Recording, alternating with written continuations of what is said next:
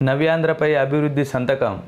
ప్రమాణ స్వీకారం అనంతరం ప్రధాని మోడీ, ఏపీ సీఎం చంద్రబాబుల ఆత్మీయ ఆలింగనం. నాలుగోసారి ఆంధ్రప్రదేశ్ ముఖ్యమంత్రిగా చంద్రబాబు నాయుడు కోట్ల మంది ఆంక్షలు ప్రతిఫలించిన వేళ అంగరంగ వైభవంగా ప్రమాణ స్వీకారోత్సవం. పవన్ కళ్యాణ్, లోకేష్ సహా 24 మంది మంత్రులతో కొలువుదీరిన కొత్త ప్రభుత్వం. ప్రధాని మోడీ, అమిత్ షాతో పాటు ఎన్డీఏ కీలక నేతల హాజరు.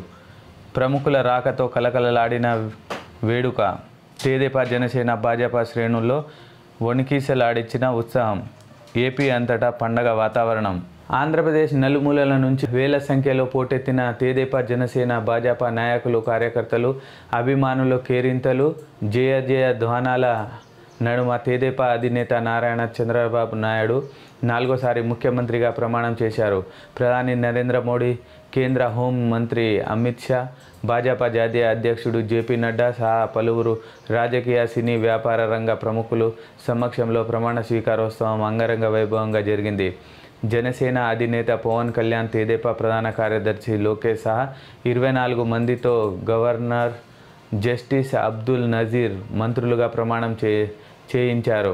గన్నవరం విమానాశ్రయం సమీప కేసరవల్లిలోని ఐటీ పార్క్ వద్ద బుధవారం ఈ వేడుకను అద్భుతంగా నిర్వహించారు. తెదేపా నుంచి 20 మందికి, జనసేన 3, భాజపా నుంచి 1కి మంత్రులుగా అవకాశం దక్కింది. షెడ్యూల్ ప్రకారం 11:27 గంటలకు కార్యక్రమాన్ని ప్రారంభించాల్సి ఉండగా చంద్రబాబు 6 నిమిషాలు ఆలస్యంగా 11:33కు ప్రమాణం చేశారు.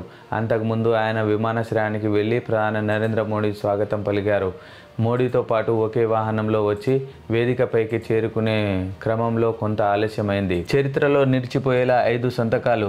తొలి త్రవాలు మెగా డిఎస్సి దస్త్రాలపైనే. రెండోది ల్యాండ్ టైటిలింగ్ యాక్ట్ రద్దుపై. పింఛన్ల నగదు పెంపుపై మూడోది. అన్న క్యాంటీన్లు నైపుణ్య గణనపై తర్వాత సంతకాలు. నేడు సచివాలయంలో బాధ్యతల స్వీకరణ అనంతరం చేయనున్న చంద్రబాబు.